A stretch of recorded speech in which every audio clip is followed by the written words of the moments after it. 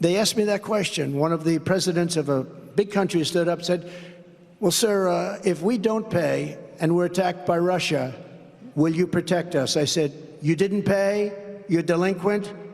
He said, yes, let's say that happened. No, I would not protect you. In fact, I would encourage them to do whatever the hell they want. You got to pay. You got to pay your bills. This is my video update on this Sunday afternoon, February 11th. Let's talk about some news, and let's start things off with Trump's speech at a rally in South Carolina, where Trump was talking about NATO and Russia and NATO members not paying their required amounts into the alliance. And Trump said, and I quote, one of the presidents of a big country stood up and said, well, sir, if we don't pay and we're attacked by Russia, will you protect us? I said, no, I would not protect you. In fact, I would encourage them to do whatever the hell they want. So obviously, a statement like this from Trump is going to cause a lot of panic in Europe and a lot of panic in the United States amongst the neo-lib and neo-con crowds. And Euronews, the EU-funded media outlets, they came out with an article that has the title, Trump encourages Russia to attack NATO states not paying bills. And in Trump's statement, he actually said that you guys are delinquent, pay your bills. He actually threw that in there when he was talking about this exchange with this leader from a large European country, a large NATO member. So it does give you a hint as to how Trump views the relationship between the United States and NATO. He definitely sees it as a real estate exchange. He's the landlord, the United States is the landlord, and NATO, the member states of NATO, specifically the European member states of NATO, are the tenants. And that's how Trump sees this relationship. Did this happen? Did this event actually take place? Probably took place. I imagine not in the way that Trump is describing it, because Trump is giving a speech and he wants to make it very, very dramatic and play to the crowd. But I wouldn't be surprised if there was a leader in a big European country, say France or Germany, Poland perhaps. I could definitely see Macron or Merkel asking Trump this question. If Russia were to attack us, will you protect us even though we're not paying our fair share into NATO? Though I believe Poland does pay the required amount into NATO. So if I had to take a guess as to which country we're talking about, I would say it's either France, Macron, or Germany, Merkel at the time. I believe Merkel was chancellor at the time when Trump was president. Yeah, 2016 to 2020. And that's the time period that we are talking about. So from 2016 to 2020, yes, there was tension between the collective West and Russia. Yes, there was tension in Ukraine. Yes, there was fighting along the contact line between Donbass and Ukraine, but it wasn't at the levels we have today. Obviously, it wasn't at the levels that we have right now. And from 2016 to 2020, we really didn't have these sanctions. There were some sanctions against Russia, but we're not talking about 250,000 sanctions that have been placed on Russia during 2016 and 2020. We didn't have the sanctions economic war. Nord Stream was up and running. Russia was delivering all kinds of energy and oil and commodities, whatever. It was a pretty, things were pretty normal given the circumstances from 2016 to 2020. I'm not saying there wasn't tension. There was tension between the collective West and Russia, between Ukraine and Russia. But from 2016 to 2020, they were still trying to figure out a way to, at least Russia was trying to figure out a way to get the collective West to implement the Minsk Accords. So if this really did happen, it happened at a time when you would imagine that European countries would have no reason to be talking about a Russian invasion. In 2016, 17, 18, why would Macron or Merkel, if it was Macron or Merkel, ask Trump, hey, are you going to protect us if Russia invades us? Why would they ask that type of question back then? Unless, of course, Merkel was being told by higher powers that eventually, once they get Trump out of office, they're going to provoke a conflict with Russia. Maybe she was given some insight as to the future plans of what was going to happen with Russia. I don't know, but it doesn't make so much sense that doesn't make too much sense for Merkel or Macron, if they were the ones that asked Trump this question, to be worrying about a Russian invasion. But anyway, maybe this did happen. It probably did happen. You know, why should, going back to Trump's statement, if you take a step back, why should the United States protect a country in NATO that is not paying into NATO? I mean, it does kind of make sense, If you don't pay your car insurance and another car slams into your car, well, does the car insurance company have to pay you? Does it have to take care of the accident? No. It's the same relationship, isn't it? The member states of NATO, they pay for U.S. protection. NATO is in the war business. NATO is a business, and the product they offer is war.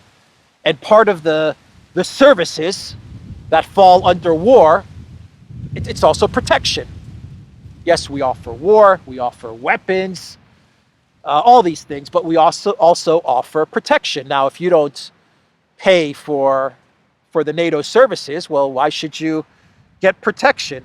So, I mean, Trump is not too far off in his statement, and it is the United States that runs and controls NATO. I mean, the United States is the owner and the CEO and the founder of NATO. Essentially, this is the U.S.'s business.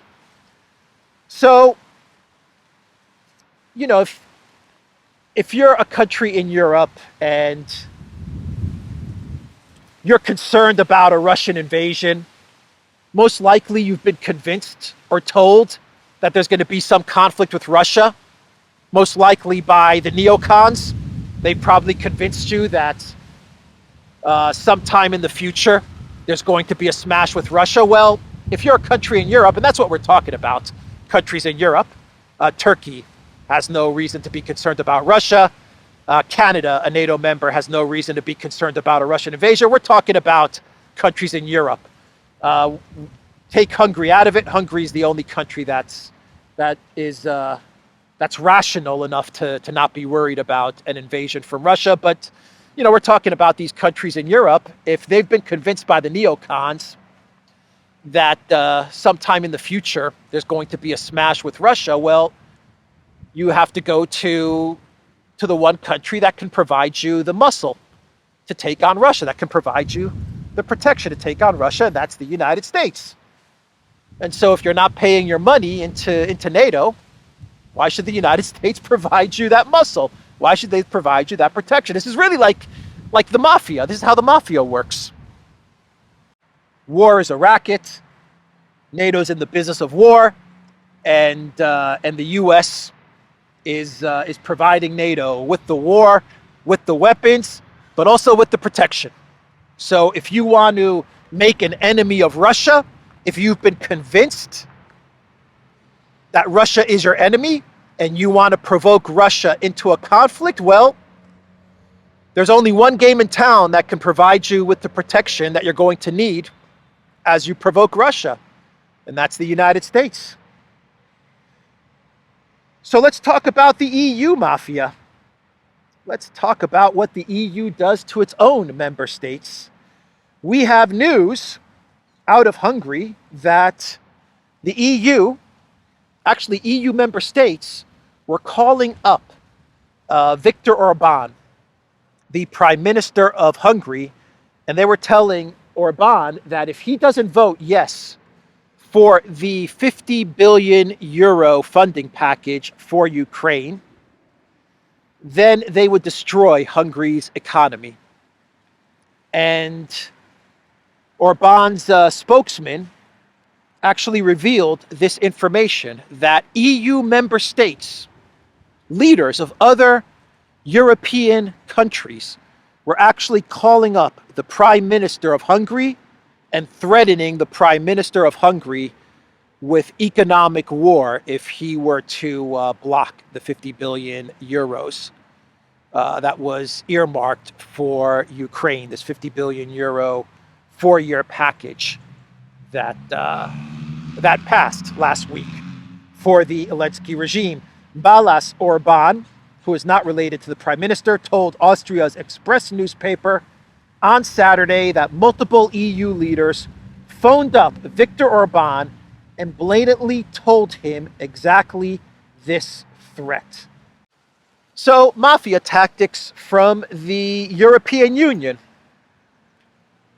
Either say yes to the 50 billion euro package, or else we're going to destroy your country. Mafia tactics. That's the European Union. And the way they're treating the farmers is no better. The way they treated Hungary and the way they're treating Hungary is terrible. They're the ones that constantly lecture the world about democracy and the rules-based order. Meanwhile, they're phoning up the Prime Minister of Hungary, threatening economic destruction if he doesn't vote a certain way. But they're doing the same to the farmers of Europe.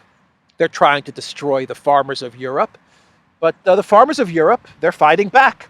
The BBC is reporting from Poland to Spain, Europe's farmers ramp up protests.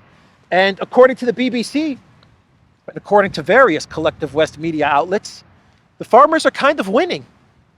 They are kind of winning because they are reporting that, at least in the case of France, Macron, Attal, Ursula, they've actually backtracked on many of the policies that they were going to put in place in order to destroy the farmers. They've actually started to walk some of those policies back.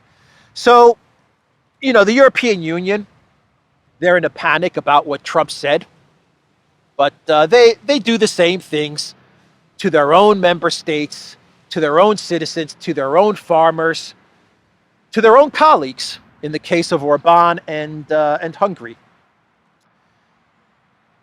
Germany is undergoing very difficult times, since we're talking about the European Union and Europe. The most powerful country in Europe, well, what was once the most powerful country in Europe, according to Bloomberg, is coming to the end of its superpower cycle. Germany's days as an industrial superpower are coming to an end as political paralysis grips Berlin. The energy crisis was the final blow for a growing number of manufacturers because Germany decided to go along with the sanctioning of Russia, and it lost access to cheap Russian natural gas. Industrial output in Germany has been dropping since 2017, and the downward spiral has accelerated since imports of Russian gas were cut off in 2022 to punish Moscow over the Ukraine conflict. Century-old factories are closing, and other companies are moving production lines to countries with lower costs, Bloomberg said. There's not a lot of hope, if I'm honest, Stefan Klebert, CEO of machinery maker GEA Group AG, told Bloomberg. I am really uncertain that we can halt this trend. Many things would have to change very quickly. The trend's not going to end. things are not going to change quick enough in order to save Germany. And as Bloomberg is reporting, the days of German industrial power are effectively over. As Olaf Scholz is in the United States begging the US to give more money to Project Ukraine, to keep Project Ukraine afloat. The very reason for Germany's industrial collapse is the very thing that Olaf Scholz continues to fight for and to advocate for. Let's now shift gears and do a quick update as to what is happening in Pakistan. Elections in Pakistan, according to The Guardian, Imran Khan claims victory in Pakistan poll, but military might have final say. Jailed leader says he has support to form next government, but analysts say results only suit the army. So from what I understand, the PTI party, which is Imran Khan's party, Imran Khan is about to serve a 10-year prison sentence, but his party won the elections. They came in first place, but they won with 93 seats. You need 170 seats in order to win a majority in the parliament. But they have 93 seats, and they should be given the right to now try and form a coalition so they can govern. And if they do form a coalition and govern, then that would mean that Imran Khan, I guess that would mean that Imran Khan would be released from prison. But now we are getting reports that the two other main parties that came in second and third, I think, they are now in talks to align and form a majority so that they can then govern the country, preventing the PTI from trying to form a coalition so they can govern the country and eventually get to Imran Khan's release.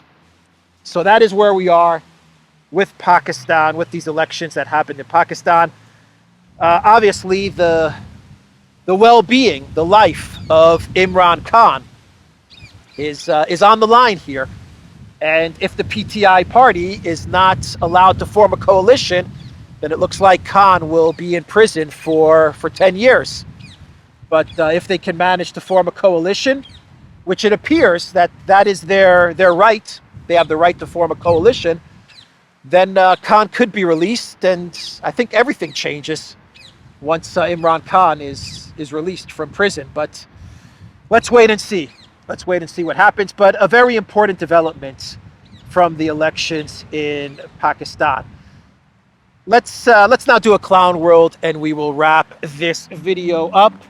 And in this clown world, we have the article from Boris Johnson from the Daily Mail, which he promised would drop from his TikTok video update that he posted yesterday. And the title of his article is Putin's interview with fawning stooge Tucker Carlson was straight out of Hitler's playbook. I pray Americans see through this unholy charade. Boris Johnson is panicking. He is in panic mode. He's